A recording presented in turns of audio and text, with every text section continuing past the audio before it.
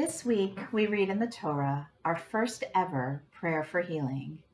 Miriam, Moses' sister, is stricken with some kind of skin ailment, and he prays on her behalf the words, El na rafana la, please God, heal her please.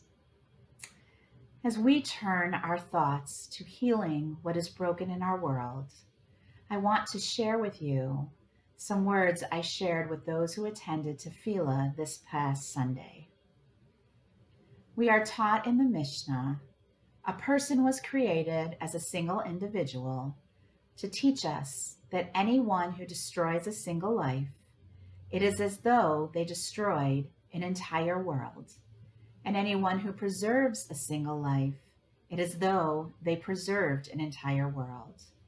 And also, for the sake of peace among humanity, that no person should say to another, my lineage is greater than yours. Again, a single human was created to show the greatness of God. For a human stamps many coins from a single die, and they are all alike. But God has stamped every human from the die of Adam, yet not one of them is like their fellow. Therefore, every person is obliged to say, for my sake, the world was created. Each one of us is created in God's image, and that gives us the right to say that if our life were destroyed, it would be as if the entire world is destroyed, and if our life were saved, it would be as if the entire world were saved. Yet we must also remember that our life is no greater than any other life. And finally, we must remember that each one of us is unique and special, and we have the right to say that for our sake alone, the world was created.